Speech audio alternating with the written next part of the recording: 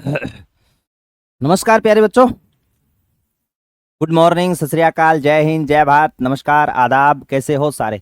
उम्मीद करता हूँ बेटा अच्छे होंगे, मस्त होंगे, तंदुरुस्त होंगे, बिंदास होंगे। और मेरे मेरे प्यारे प्यारे बच्चों अपनी अपनी पढ़ाई में लगे हुए होंगे। चलो आ जाओ, जल्दी जल्दी पहुंच जाओ क्लास में। गुरुजी टाबरिया तो आ गया गुरुजी क्लास में, शाबाश। राधे राधे राधे राधे। अनीता, राखी, सौरभ, नितेश, सपना, हिमांशु, गुरुजी की जय हो। I love you sir ji, I love you too मेरे लाडले। चलो आ जाओ बेटा, जल्दी जल्दी पहुंच जाओ क्लास में। बहुत बहुत स्वागत, अभिनंदन मेरे बच्चों। जय श्री राधे, जय श्री राधे। नमस्ते सर, नमस्ते नमस्ते नमस्ते। आ जाओ। अपने बेटा मंदिर वाला टॉपिक, नहीं मंदिर वाला थोड़ी चल रहा था, अपने टॉपिक चल रहे थे मेले, त्योहार और मेले। और त्योहार और मेले में मैंने आपको करवा दिया था कल इस्लाम धर्म के महीने की बात कर ली थी और इस्लाम धर्म के त्योहार की बात कर ली थी। एक बार बेटा मैं रिवीजन कर देता हूं, मेरी बात ध्यान से सुनना।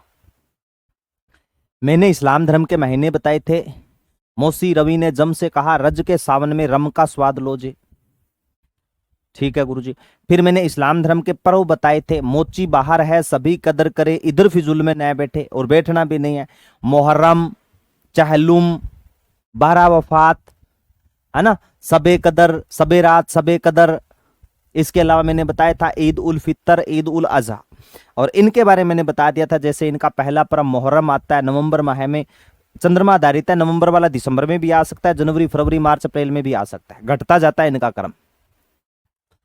ठीक है ना? हाँ, शाबाश।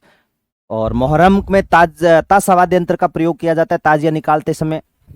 और मैंने आपको बता दिया था चहलुम परम बता दिया था सफर माह की 20वीं तारीख तक। इसके अलावा बेटा मैंने सबे कदर बता दिया था, रमजान माह के अंदर सवैयों की ईद, मीठी ईद बता दी थी, है ना, ईद उल फितर में। और हज की यात्रा करोगे वो ईद उल अजहा। फिर मैंने उर्स बताए थे, वो तो 2 बार बता दिया मैंने। त्योहार मेले क्या, उससे पहले मैंने संत संप्रदाय टॉपिक करवाया था, उसमें मैंने आपको बहुत अच्छी प्रकार बताया था। गरीब नवाज का उर्स, गलियाकोट का उर्स, तारकीन का उर्स, है ना, हमीदुद्दीन नागौरी का उर्स आ जाए, फखरुद्दीन चिश्ती का उर्स आ जाए, किसी का भी आ जाए, ठीक कर दूंगा। बस थोड़ी शब्दावली ध्यान में रखना। स्थान को खान का है, उत्तराधिकारी को वली, गुरु को पीर, शिष्य को मुरीद, यात्रियों को जायरीन कहा जाता है। यहां तक मुझे पक्का कन्फर्म है बेटा, आप सब बच्चों के समझ में आया हुआ है। अब आ जाओ बेटा जैन धर्म के पर्व। कौन से धर्म के पर्व पढ़ने मेरे लाडलो? जैन धर्म के पर्व।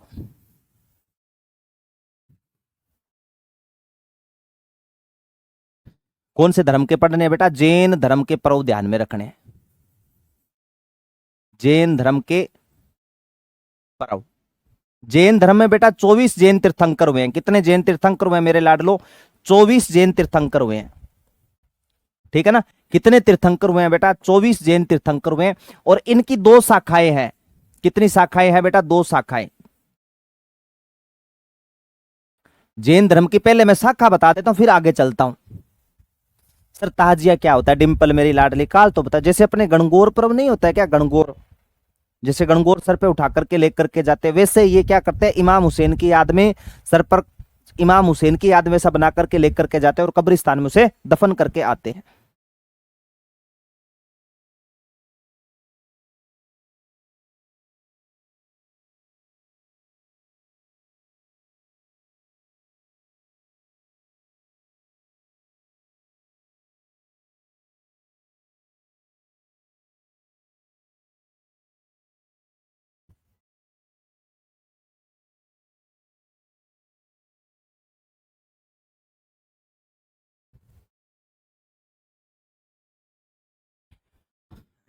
देखो, शाखा कितनी होती है? 2 होती है। एक तो होगी बेटा इनकी शाखा श्वेतांबर, श्वेतांबर, ठीक है। एक होगी बेटा दिगंबर। थोड़ा सा हिंट ध्यान में रख लेना बेटा, यहां से बाय द वे प्रश्न आ जाए तो। श्वेतांबर जो सफेद कपड़े वस्त्र वस्त्र पहन के रखते हैं, वो कौन सी हो जाएगी गुरुजी? वह हो जाएगी श्वेतांबर। और जो दिगंबर, दिशाएं हैं, जो अंबर दिशाएं सब कुछ है, ठीक है ना, तो ये वस्त्र धारण नहीं करते। ये क्या करते हैं बेटा? वस्त्र धारण करते हैं। तो इनकी कितनी शाखाएं मानी गई है? श्वेतांबर और दिगंबर के अंदर। इसमें आता है बेटा 10 लक्षणम पर्व। एक नाम और मैं लिख देता हूं, जैन धर्म के अंदर ही क्या आएगा? 10 लक्षणम पर्व। 10 लक्षणम पर्व।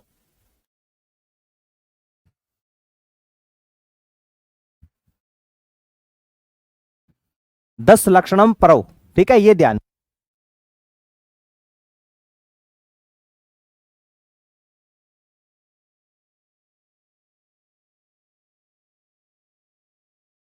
ठीक है बेटा, आ गया समझ में, यहां तक कोई दिक्कत है? महापरव 10 लक्षण परव, श्वेतांबर दिगंबर, यहां तक आप जानते हो सारे के सारे, मुझे नहीं लगता यहां तक कोई दिक्कत होगी। लेकिन फिर भी आपसे इसमें पूछ लेना श्वेतांबर में 10 लक्षण परव कैसे होगा और इसमें कैसे होगा, तो आप कर देना भाद्रपद कृष्ण पक्ष की द्वादशी से। ये कब आएगा बेटा? भाद्रपद कृष्ण पक्ष की द्वादशी से, द्वादशी यानी 12 से,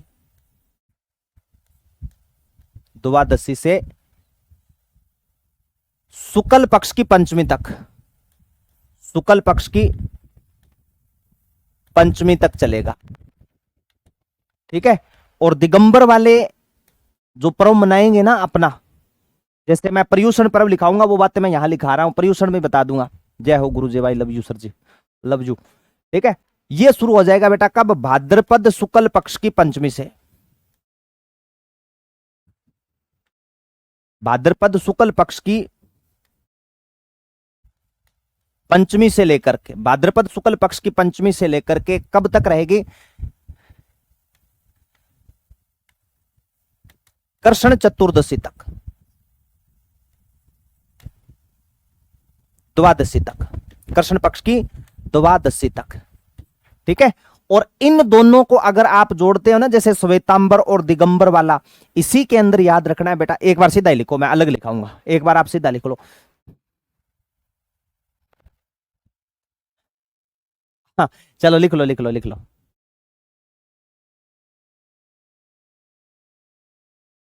लिख लिया?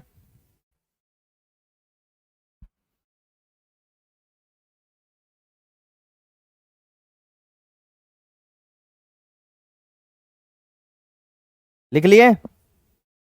अब देखो, मैं जैन धर्म आगे बिल्कुल आसान है, यहां तक याद रखना है बेटा आपको।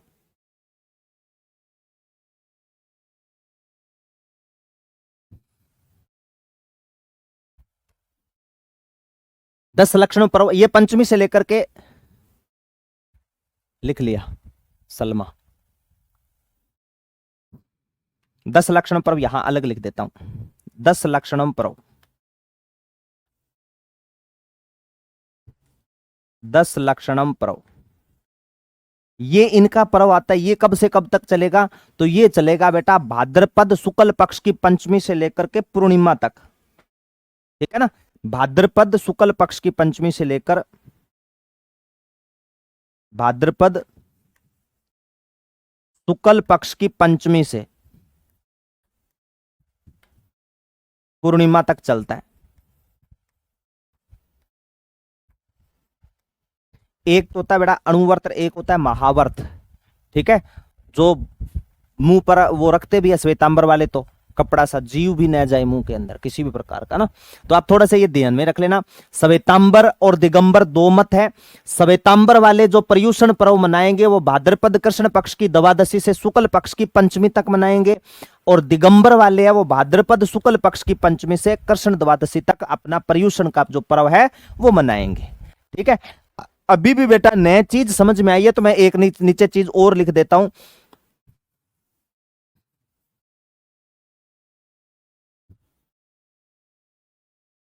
पर्यूषण पर्व ये लिखा है ना, सेम यही चीज है। श्वेतांबर और दिगंबर वाले अलग अलग मनाते हैं, पर्यूषण पर्व श्वेतांबर और दिगंबर वाले, दिगंबर वाले अलग अलग मनाते हैं। अगर पर्सन अच्छा पर्सन निकला तो इसमें से निकलेगा और नहीं निकलेगा बेटा, ठीक है। श्वेतांबर और दिगंबर वाले अलग अलग मनाते हैं, अलग अलग मनाते हैं, अलग अलग मनाते हैं, ठीक है। श्वेतांबर और दिगंबर यही है बेटा, श्वेतांबर भाद्रपद कृष्ण पक्ष की द्वादशी और ये भाद्रपद शुक्ल पक्ष की पंचमी से। 10 लक्षण मैंने लिखा ही दिया, भाद्रपद शुक्ल पक्ष की पंचमी से पूर्णिमा तक होता है 10 लक्षण पर्व, 10 दिनों तक व्रत रखा जाता है बेटा।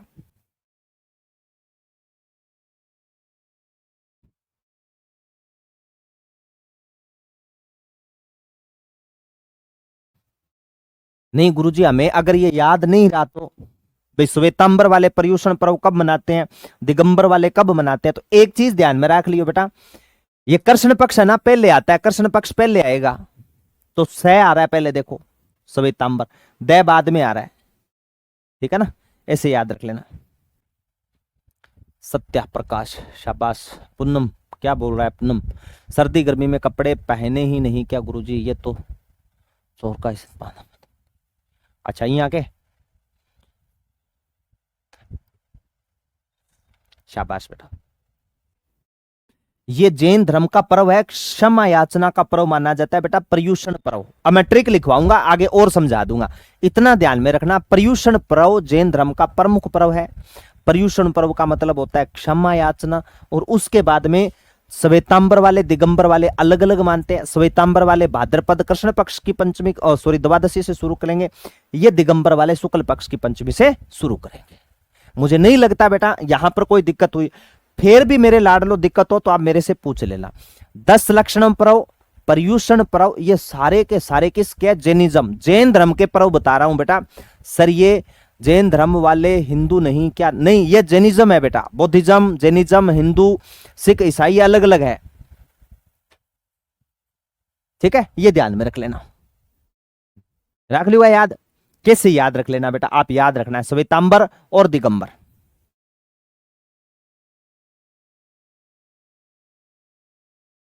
चलो है पंचमी क्या म्यास, कैसे दिगंबर याद रखो तो पहले पंचमी याद रख लियो, बोले कोई दिक्कत नहीं।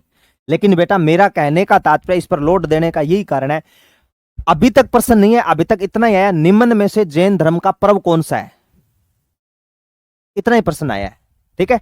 अब आपसे ऐसे पूछेगा कि पर्युषण पर्व में श्वेतांबर वाले कब मनाते हैं, दिगंबर वाले कब मनाते हैं। 10 लक्षणों पर्व में क्या होगा, भाद्रपद शुक्ल पक्ष की पंचमी से पूर्णिमा तक चलेगा, ये दोनों चीजें याद में रखना, ठीक है। चलो अब देखो मैं ट्रिक लिख देता हूं बेटा जैन धर्म की। जैन धर्म के प्रमुख पर्व, जैन धर्म के प्रमुख पर्व, देखो मेरे लाडलो जैन धर्म के प्रमुख पर्व कौन कौन से हैं। इसमें बेटा आप ट्रिक याद रख लेना। अब देखो मैं ट्रिक याद रख रहा हूं। ऋषि ने महावीर को सुरों के बल पटका, परसों ऋषि ने महावीर को सुरों के बल पटका, शाबाश अमित तिवारी ने बहुत अच्छी बात बोली है। परसों ऋषि ने महावीर को सुरों के बल पटका, क्या याद रखोगे, परसों ऋषि ने महावीर को सुरों के बल पटका, परसों ऋषि ने महावीर को सुरों के बल पटका, सुरों के बल पटका, परसों ऋषि ने महावीर को सुरों के बल पटका, ये याद रखना, सारे के सारे पर्व याद रह जाएंगे। 100% शुद्ध शाकाहारी है बेटा ये जैनिज्म।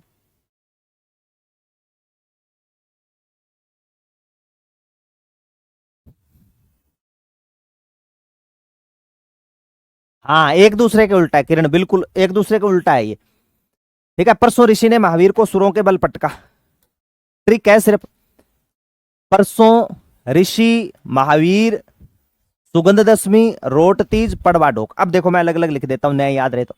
इसका तो क्या बनेगा बेटा, पर्युषण पर्व, इसका क्या बन गया, पर्युषण। ऋषि से ऋषभ देव जी की जयंती, ऋषभ देव जी, एक एक चीज लिख दूंगा बेटा अलग अलग, चिंता ना करियो। ऋषभ देव जी जयंती, महावीर जयंती, महावीर जयंती, सुगंध दशमी,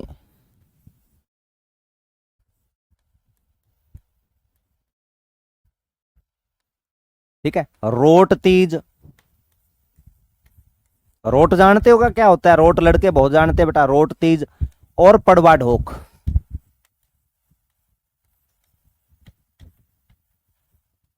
पड़वा ढोक, ये ध्यान में रख लेना। ये पर्व किसके हैं, जैनिज्म के हैं बेटा, शाबाश।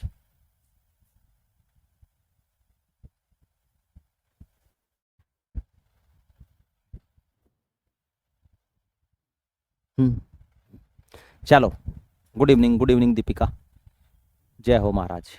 महावीर जन्म 540, बिल्कुल बेटा, ये सारी चीजें अपने करेंगे। परसों ऋषि ने महावीर को सुरों के बल पटका, परसों ऋषि ने महावीर को सुरों के बल पटका तो पटका, परसों ऋषि ने महावीर को सुरों के बल पटका तो आपके याद हो जाएगा। पर्युषण, ऋषभ देव जयंती, महावीर जयंती, सुगंध दशमी, रोट तीज, पड़वा डोक, सगड़ा करवा दूं बेटा।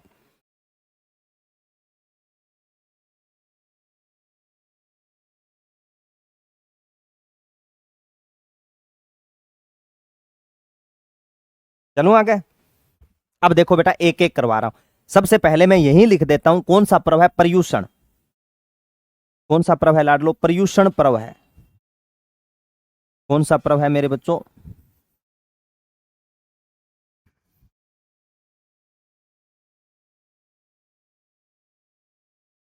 पर्युषण पर्व। इस पर्युषण पर्व को बोलते हैं बेटा महापर्व। इसको क्या बोलोगे मेरे प्यारे प्यारे बच्चों? इसको बोलेंगे महापर्व। इसका मतलब क्या होता है? इसका मतलब होता है लाडलो निकट बसना। इसका मतलब क्या होगा? निकट बसना। क्षमा याचना का पर्व माना जाता है निकट बसना, या फिर क्षमा याचना का पर्व। मंदिर में जाकर के क्षमा याचना ही करते हैं, अपने भी तो करते हैं। कोई अपराध कर देते थे, हे मालिक अबकाल अबकाल माफ कर दिया, अब की बार कौन करूं, फिर गलती कर बैठा है, दिल गलती कर बैठा है, कर बैठा है। गाने भी है ना, गलत नहीं है गाने भी। महापर्व, निकट बसना, क्षमा याचना का पर्व माना जाता है। कौन सा? पर्युषण पर्व। और ये मैंने आपको भी बताया था, ऊपर श्वेतांबर और दिगंबर वाले दोनों मनाते हैं, है ना। ये बातें मैं बता चुका हूं बेटा आपको। मेड़ो कद ब्रिजा गुरुजी बाधवे में।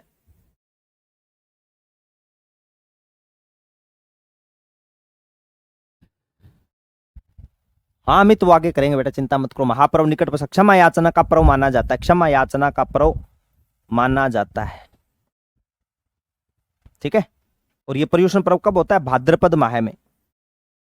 भाद्रपद माह में, भाद्रपद माह में श्वेतांबर और दिगंबर दोनों, जो मैंने आपको लिखवाया था शुरू में, जहां से प्रश्न उठेंगे, श्वेतांबर और दिगंबर मनाते हैं।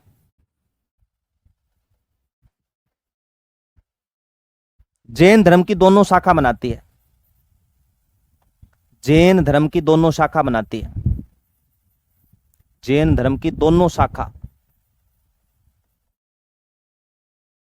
दोनों शाखा मनाती है, ठीक है। और ये पर्युषण पर्व का जो अंतिम दिन होता है ना, उसको बोलते हैं संवत्सरी। अंतिम दिन को क्या बोलते हैं बेटा? अंतिम दिन को बोलते हैं लाडलो संवत्सरी।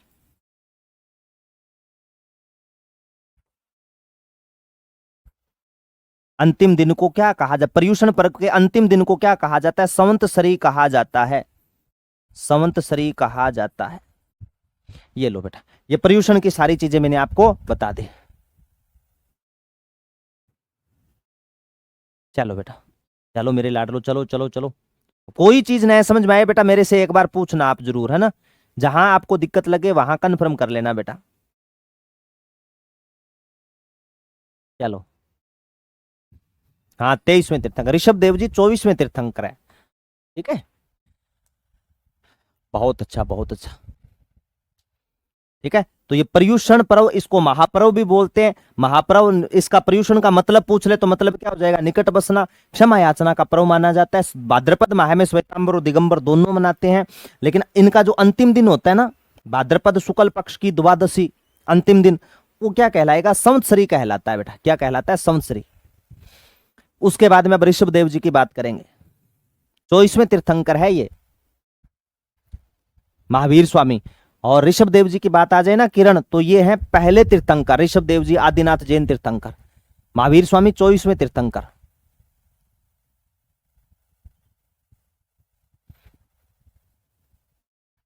शाबाश। चलो बेटा आगे, हाँ सबके आ रहे हैं बेटा, मैं से चिंता ना कर, सुने। चलो बेटा, अब देखो दूसरा पर्व कौन सा है? ऋषभ देव जी की जयंती।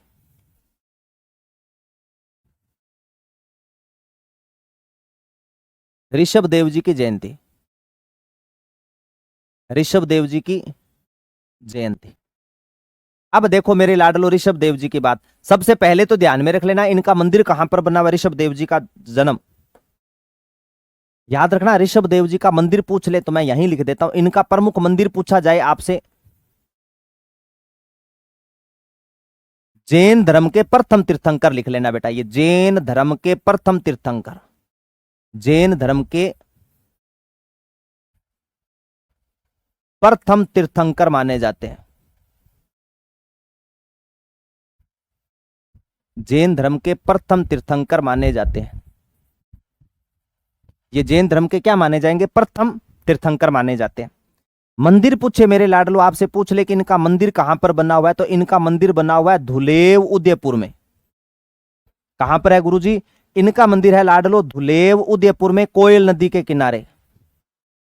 धुलेव उदयपुर में कौन सी नदी के किनारे? कोयल नदी। नाम सुना है क्या? कोयल। गाने तो सुने है ना, कोयल सी तेरी बोली, आऊ आऊ आऊ आऊ, है ना, कुकु कुकु कुकु, वो नहीं है, ठीक है। धुलेव उदयपुर कोयल नदी के किनारे। कौन सी नदी के किनारे लाडलो? कोयल नदी के किनारे। फिर याद रखना ऋषभ देव जी के उपनाम। क्या याद रखोगे मेरे प्यारे प्यारे बच्चों? इनको याद रखना, यहां पर इनके उपनाम क्या है, तो आप कहना इनको आदिनाथ जी कहा जाता है। क्या कहा जाता है? आदिनाथ जी। प्रथम तीर्थंकर होने के कारण, केसर चढ़ाने के कारण इनको क्या कहा जाता है? केसरिया नाथ जी, केसरिया नाथ जी, ठीक है गुरुजी। धुलेव उदयपुर में मंदिर होने के कारण इनको क्या बोलते हैं? इनको बोलते हैं मेरे प्यारे बच्चों धुलेवरा धनी। इनको क्या कहा जाता है? धुलेवरा धनी कहा जाता है। ऋषभ देव जी का जो मंदिर बना हुआ है ना धुलेव उदयपुर में कोयल नदी के किनारे, यहां पर मंदिर मेरे बच्चों 1100 खंबे हैं। इस मंदिर में कितने खंबे हैं लाडलो? तो इस मंदिर में मेरे गुड्डा गुड्डी 1100 खंबे हैं, 1100 खंबे स्थित हैं। भील जनजाति के लोग केसर का प्याला पी करके झूठ नहीं बोलते, बंदा पीने के बाद में तो वैसे ही झूठ नहीं बोलता। हाँ, दोनों ही मानते हैं बेटा राम सिंह। चलो चलो लाडलो, ठीक है। कितने खंबे? 1100 खंबे। तो एक लिख रहा है भील जनजाति के लोग केसर का प्याला पी करके झूठ नहीं बोलते, बंदा पीने के बाद में बोलता है भाई अपन जी गाड़ी चलाएगा, भले चलानी ना आए। चलो लिखना, भील जनजाति के लोग केसर का प्याला पी करके झूठ नहीं बोलते, यानी ऋषभ देव जी की झूठी कसम नहीं खाते। भील जनजाति के लोग, भील जनजाति के लोग केसर का प्याला पीकर,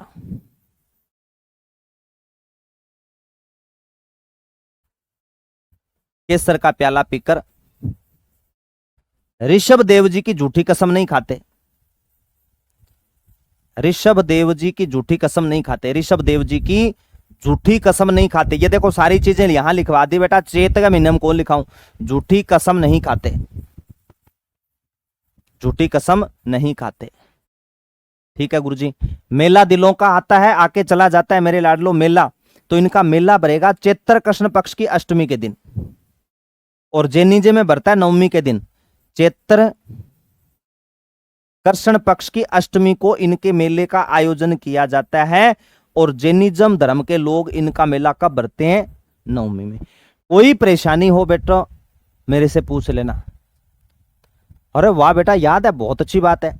चलो मैं एक प्रश्न और पूछ लेता हूं बलवीर, फिर तो बता तू मेरे लाडले। पहले इस मंदिर पर ठरका भीलों का था। ठरका किसका था बेटा? भीलों का ठरका था, और यह मामला फिर कोर्ट में गूंजा था। तो जैन धर्म के लोगों को कब यह मंदिर सौंप दिया गया था? कौन सा सन था? बता दे, बता मेरे लाडले। ओके बेटा, यहां से तो कोई दिक्कत नहीं है मेरे प्यारे प्यारे बच्चों। जय हिंद सर, जय हिंद बेटा, प्रणाम। लिखो बेटा जल्दी। ये ऋषभ देव जी की बात मैंने सारी बता दी, यहीं से प्रश्न उठेगा बेटा, यही चीजें हैं और वो मैंने सारी करवा दी।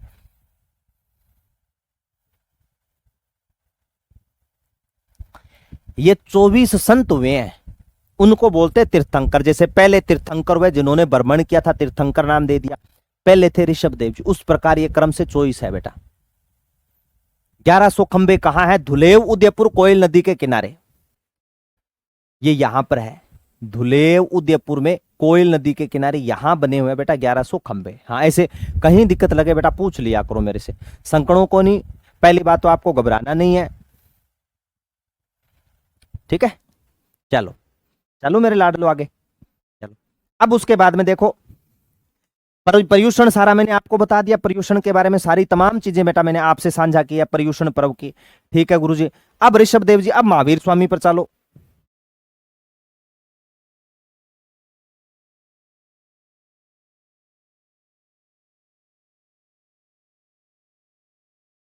महावीर स्वामी अंतिम जैन तीर्थंकर। ठीक है, ये अंतिम जैन तीर्थंकर है, इसके बाद में कोई जैनिज्म नहीं हुआ बेटा। अंतिम जैन तीर्थंकर, अंतिम जैन तीर्थंकर कौन से है? 24वें। अंतिम जैन तीर्थंकर कौन से है बेटा? 24वें है। ठीक है, इनका प्रमुख मंदिर पूछे ना, मेन तो मंदिर देखो बहुत है, मुंसला महावीर स्वामी मंदिर, गानेलाव तालाब पाली में बने हुए। प्रमुख मंदिर पूछ लेना तो इनका प्रमुख मंदिर है बेटा चांदन गांव कुरोली में। कहां पर है लाडलो? चांदन गांव कुरोली में, जहां पर लठ मार होली खेली जाती है। ठीक है ना, चांदन गांव कुरोली में। फिर याद रखना यहां पर मेला कब भरता है गुरुजी? मेला चैत्र शुक्ल पक्ष की त्रयोदशी को, चैत्र शुक्ल पक्ष की त्रयोदशी को यहां पर मेले का आयोजन किया जाता है। चैत्र शुक्ल पक्ष की त्रयोदशी को क्या भरता है लाडलो? यहां पर मेला भरता है। चैत्र शुक्ल पक्ष की त्रयोदशी के दिन मेला भरता है।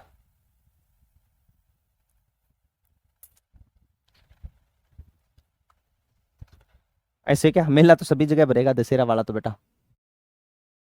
अब देखो एक चीज और मैं आपको बता देता हूं मेरे लाडलो, मेला हिंडोन सिटी है ना, जो हिंडोन सिटी करौली में पड़ती है लाडलो, कौन सी? हिंडोन सिटी करौली में। हिंडोन सिटी करौली का जो उपखंड अधिकारी होगा ना, हिंडोन सिटी करौली का उपखंड अधिकारी,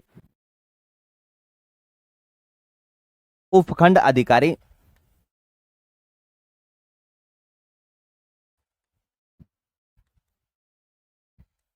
जिनेंद्र रथ यात्रा में, कौन सी रथ यात्रा में? आपसे ऐसे प्रश्न पूछ सकता है, जिनेंद्र रथ यात्रा, जिनेंद्र रथ यात्रा यानी महावीर स्वामी जी की यात्रा,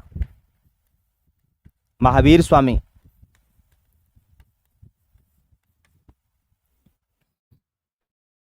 सारथी बनता है, क्या बनता है? सारथी बनता है, ये ध्यान में रख लेना, सारथी बनता है, रथ चलाता है बेटा। और महावीर स्वामी की प्रतिमा पीछे रखी जाती है। जैसे महावीर स्वामी की प्रतिमा हमेशा आता है बेटा, हमेशा आता है, करौली से एक आधा प्रश्न लेता है। जिनेंद्र रथ यात्रा बोलते हैं कि जिनेंद्र रथ यात्रा कहां से निकाली जाती है? चांदन गांव से। कहां से निकाली जाती है? चांदन गांव से, और गंभीर नदी तक जाती है बेटा ये। और जब लेकर के जाएंगे ना तो उपखंड अधिकारी कोई भी एसडीएम होगा वो उसका क्या बनेगा? सारथी, वो रथ लेकर के जाएगा। सर मैं वहीं रहता हूं हिंडोन सिटी में। वाह बलवीर क्या बात है, तो थोड़ा सा ध्यान में रख लेना बेटा, हिंडोन सिटी करौली का उपखंड अधिकारी जिनेंद्र रथ यात्रा का क्या बनता है? सारथी बनता है। चलो इतने लिखना, आगे महावीर स्वामी के बारे में मंदिर पढ़ेंगे तो और चीजें बेटा पढ़ लेंगे। परसों ऋषि ने महावीर को सुरों के बल पटका, सुगंध दशमी। अब इसमें तो क्या बताना है बेटा? भाद्रपद शुक्ल पक्ष की दशमी को आएगी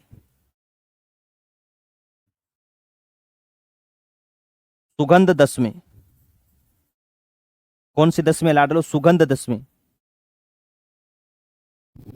सुगंधित द्रव्य पदार्थों का छिड़काव किया जाता है, ये ध्यान में रख लेना। सुगंधित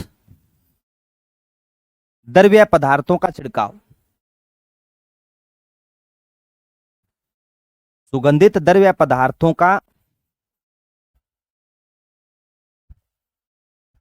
छिड़काव किया जाता है।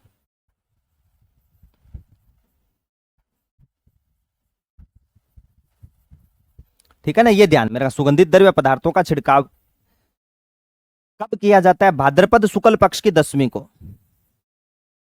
भाद्रपद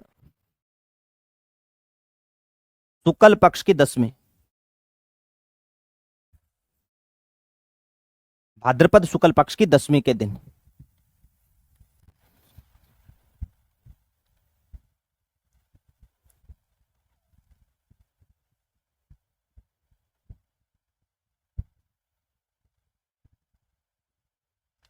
बहुत अच्छा बेटा, बहुत शानदार। अमित, पंकज, राम सिंह, बलवीर, हिमांशु सैनी, विनय दाबास, क्या बात है बेटा, शानदार। ठीक है, सुगंध दशमी, सुगंधित द्रव्य पदार्थों का अपने मंदिर पे नहीं करते क्या बेटा छिड़काव? मंदिर में जोत करते हैं या आप गूगल धूप का करते हैं बेटा? नहीं करते, कई कई धुनी भी करते हैं, है ना। हाँ, तो उसी प्रकार ये क्या करते हैं, सुगंधित द्रव्य पदार्थों का छिड़काव करते हैं, ये ध्यान में रख लेना। सुगंध दशमी, परसों ऋषि ने महावीर को सुरों के बल पटका। रोट तीज, ये क्या है गुरुजी? रोट तीज,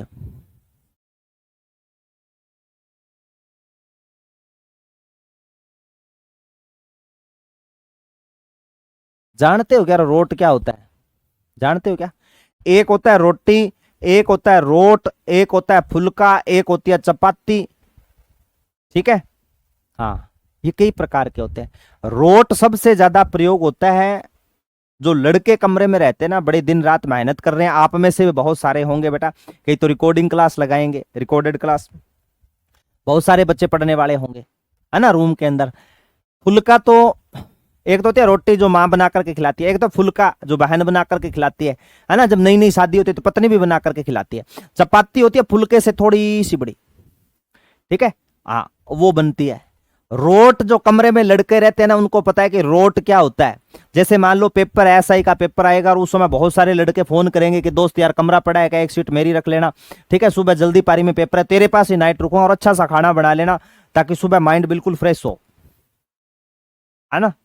तो फिर उसको पता है 5-7 आएंगे और सारे के सारे रोटपाड़ आएंगे जो रोटी गिन के नहीं खाने वाले हैं, रोटी चिण के खाने वाले हैं। तो उसके लिए फिर रोटी नहीं बनती बेटा, उसके लिए फिर क्या बनता है मेरे बच्चों? उसके लिए बनता है रोट। क्या बनता है? रोट। यानी 5-7 रोटी को इकट्ठा करके आटा पेड़ा बना करके तोए के ऊपर धड़ाम घेरते हैं। तोवा भी पूछता रहे केटे क्यों रे मेरे पर, है ना, इतनी हालत खस्ता करके छोड़ देते हैं। और फिर राम रोट बोलते हैं बेटा, राम रोट बनाते हैं, है ना, और सब्जी में डाल देते हैं मिर्च ज्यादा।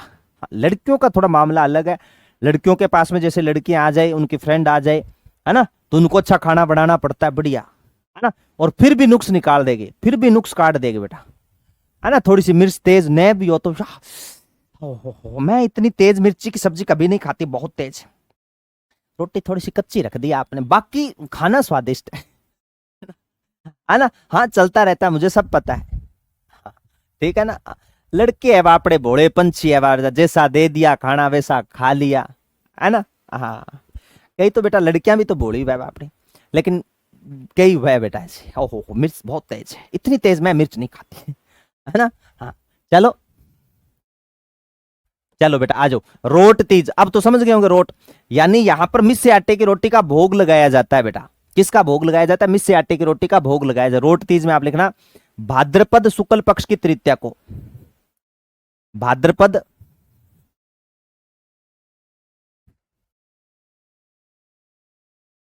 शुक्ल पक्ष की तृतीया को,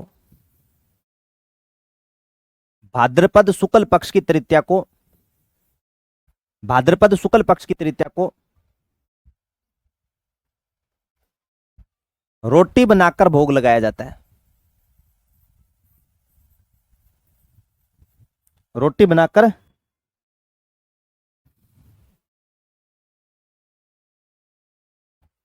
रोटी बनाकर भोग लगाया जाता है।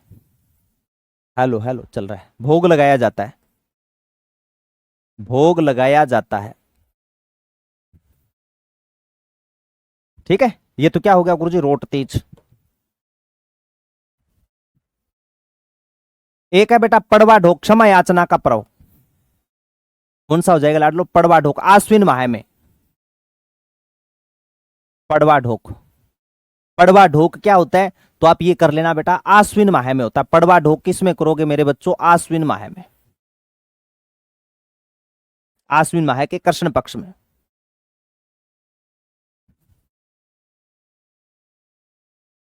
पड़वा ढोक क्षमा याचना का पर्व है, ये भी किसका पर्व माना जाता है? क्षमा याचना का पर्व,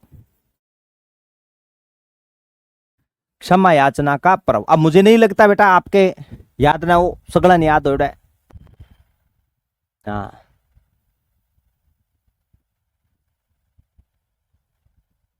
शाबाश, हाँ, बहुत अच्छा, लिख लो बेटा। उसके बाद में अपने पढ़ लेते सिख धर्म की ओर बता देता हूँ, सिख या सिंधी ईसाई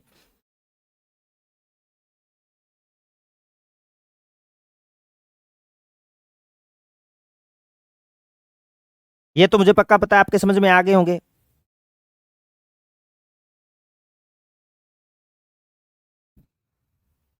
चलो, नागौर वाली है रोड तेज। अच्छा ऐसे क्या?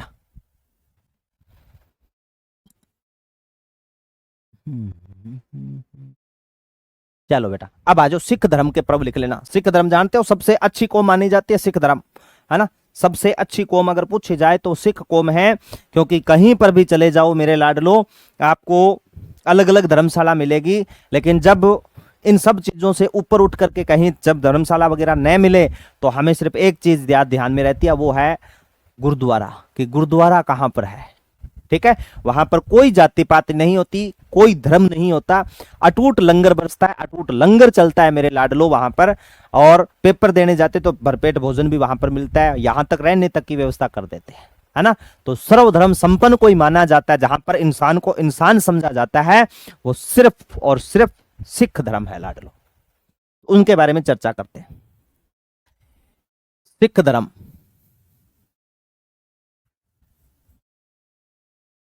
सिख धर्म के पर देखो, सबसे पहले आता है बेटा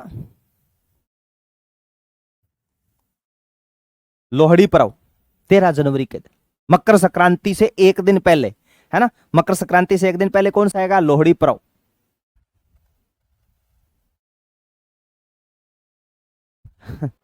चलो कोई बात नहीं।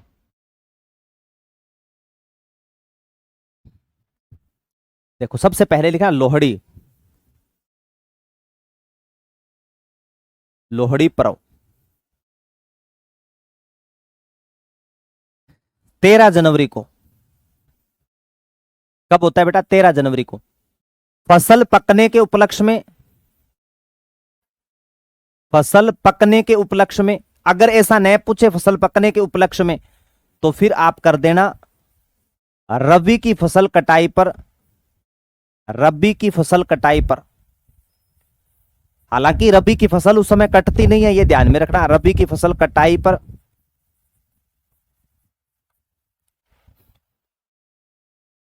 मकर संक्रांति से एक दिन पहले किया जाता है, शाम के समय, मकर संक्रांति से एक दिन पहले, मकर संक्रांति से एक दिन पहले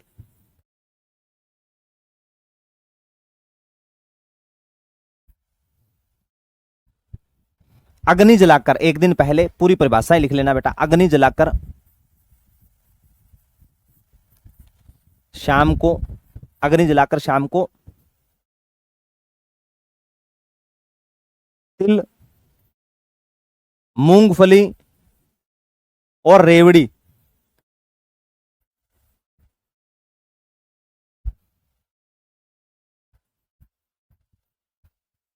प्रसाद स्वरूप क्या करते हैं बेटा? वितरण करते हैं। ये कौन सा हो जाएगा? ये हो जाएगा गुरुजी लोहड़ी, लोहड़ी पर्व। कौन सा हो जाएगा? मैंने बेटा कोई स्लाइड काटी तो नहीं है क्या? आज देख लेता हूं मैं। इसको सही करो गुरुजी, इसको यहां रखो, मेरे को ना याद दिलाया करो बेटा। ये देखो यहां इसमें गड़बड़ हो जाती ना कहीं ना कहीं। ये आ लो,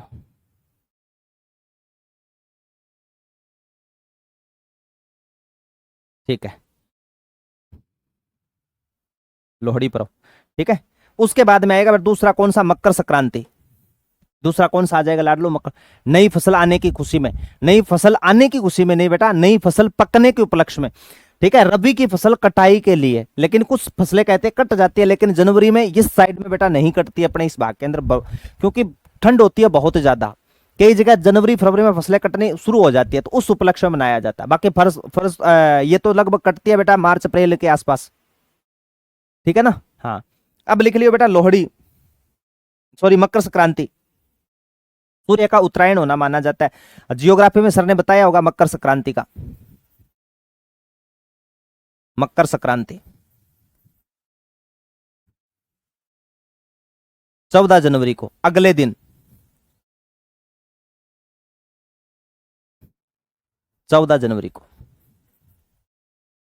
इस दिन सूर्य उत्तरायण होता है बेटा। इस दिन क्या होता है लाडलो? इस दिन सूर्य उत्तरायण होता है, यानी दिन बड़े होने शुरू हो जाते हैं, रात छोटी होनी शुरू हो जाती है। इस दिन सूर्य उत्तरायण होना शुरू होता है, सूर्य उत्तरायण होना शुरू।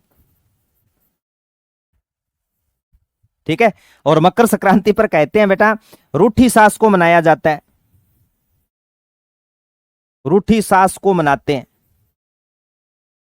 पता नहीं कैसे मनाते हैं बेटा, रूठी सास को मनाते हैं, है ना। अगर सास बहू के बीच में झगड़ा हो जाए तो फिर रूठी सास को बनाने के लिए आते हैं। बेबे आ ले मीठा पानी पी, बेबे आ ले शकंजी पी, बेबे आ ले तेरे लिए पकोड़े कड़ के लिए गरम गरम, सर्दी बहुत पैंदी है तू पकोड़े खा, बेबे तेनू मटर पनीर दी सब्जी बना के खवावा की, बेबे तू होर दस तेरी लत्तां दब्बा की, बेबे तू खुश रह, बेबे मन जाता, बेबे मन जाता। अगर बेबे मुंह फुला करके बैठी है नहीं मने, है ना, तो फिर गुस्से में कह भी देते हैं भरा मर ना मरे तो ना मन, मेरा की है मैं तम नाम ना के तेन वेख लिया, है ना। हाँ सिख समाज की करवा रहा हूं बेटा सारे के सारे। ये रूठी सास को मनाते हैं। 13 वस्तुओं का दान दिया जाता है, 13 वस्तुओं का दान, दान दिया जाता है। 13 वस्तुओं का दान दिया जाता है। ठीक है। ये यार मकर संक्रांति सिख समाज का त्योहार है, बिल्कुल है बेटा। बहुत अच्छा, बहुत शानदार मेरे लाडलो, उम्दा, क्या बात है। उसके बाद में आ जाएगा बेटा कौन सा, लोहड़ी आ गया, मकर संक्रांति आ गया। एक गुरु गोविंद सिंह की जयंती आपको याद रखनी है, एक खालसा पंथ याद रखना है बेटा। बैसाखी आ जाए चाहे खालसा आ जाए, जैसे मैं दो लिख दूं, देखो बैसाखी पर्व या खालसा पंथ, बैसाखी या फिर खालसा पंथ। खालसा शाखा अलग है बेटा, खालसा भूमि अलग है। ठीक है, यहां लिख लेना 13 अप्रैल 1699 को, कब की बात है बेटा, 13 अप्रैल 1699 को पंजाब के रोपड़ जिले में, कहां पर लाडलो, पंजाब के रोपड़ जिला, पंजाब का कौन सा जिला है, रोपड़ जिला, पंजाब के रोपड़ जिले में आनंदपुर नामक स्थान पर, कहां पर लाडलो, आनंदपुर में, आनंदपुर में गुरु गोविंद सिंह ने खालसा पंथ की स्थापना की थी। गुरु गोविंद सिंह ने खालसा पंथ की स्थापना की, गुरु गोविंद सिंह ने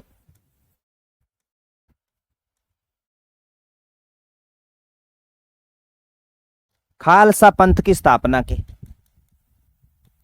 खालसा पंथ की स्थापना की थी, ये ध्यान में रख लेना। किसकी स्थापना कर दी मेरे बच्चों, खालसा पंथ की स्थापना की थी।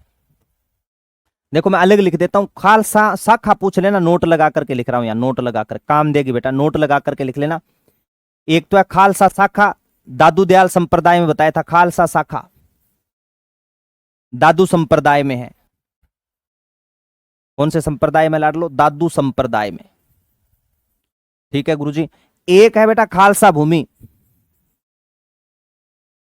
खालसा भूमि वह भूमि जो राजा के नियंत्रण में हो, वह भूमि जो राजा के नियंत्रण में हो। जैसे औरंगजेब और अकबर के नियंत्रण में जोधपुर की भूमि को खालसा भूमि घोषित किया गया था बेटा 11 जनवरी 1581 को, ठीक है, और 1678 को, यह ध्यान में रख लेना। क्या बात है कुलदीप, बहुत अच्छा। पंजाबी पंजाबी वर्ड तो बेटा बहुत प्यारी भाषा है पंजाबी तो। देखो वैसाखी, अब लिख लियो गुरु गोविंद सिंह की जयंती, गुरु गोविंद सिंह की जयंती। 4 बच्चे कुर्बान कर दिए, देख लो इस मातृभूमि के लिए, कितनी बड़ी बात, कितना बड़ा जिगरा रहा होगा। चिड़िया दे नाल बाज लड़ावा ता गुरु गोविंद सिंह नाम कहावा, 1.25 लाख तो एक लड़ावा ता गुरु गोविंद सिंह बाज कहावा, चिड़िया दे नाल बाज लड़ावा ता गुरु गोविंद सिंह नाम कहावा। गुरु गोविंद सिंह जयंती पौष शुक्ल पक्ष की सप्तमी, पौष शुक्ल पक्ष की सप्तमी को, कब लाडलो, पौष शुक्ल पक्ष की सप्तमी को। इसमें आपको यह याद रखना है कि गुरु गोविंद सिंह ने गुरु का पद समाप्त कर दिया और गुरु ग्रंथ साहिब को बेटा मेन गुरु मान लिया था। किसको मेन गुरु मान लिया, गुरु ग्रंथ साहिब को प्रमुख गुरु इन्होंने मान लिया था। यह आपको ध्यान में रखना है मूल रूप से। ठीक है, 1 मिनट बेटा, 1 मिनट।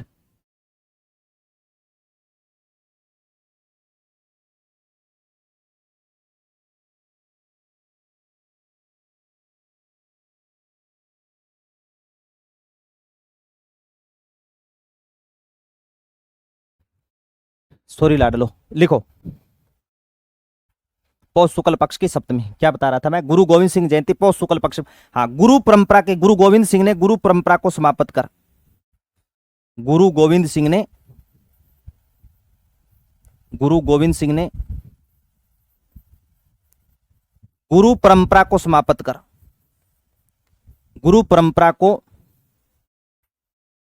समाप्त कर गुरु ग्रंथ साहिब को, गुरु ग्रंथ साहिब को प्रमुख गुरु माना, गुरु ग्रंथ साहिब को प्रमुख गुरु माना, प्रमुख गुरु माना। ठीक है, ये ध्यान में। और लास्ट लिख लेना बेटा, गुरु नानक देव जी की जयंती। मैंने सारी चीजें बेटा आपको समझा समझा करके करवाई है अच्छी तरह। गुरु नानक जयंती, इसे बोल सकते हो बेटा गुरु पर्व, इसे बोल सकते हो गुरु पूर्णिमा, गुरु पर्व, कार्तिक पूर्णिमा को, कार्तिक पूर्णिमा। ठीक है, हाँ, इसीलिए तो 10वें गुरु माने जाते हैं बेटा। गुरु नानक देव, है ना, गुरु नानक देव, अंगद, रामदास, ठीक है, हर किशन, हर गोविंद, हर राय, तेग बहादुर, ठीक है, और गुरु गोविंद सिंह, बाद में बंदा बहादुर, ये सिखों के गुरु हुए हैं बेटा।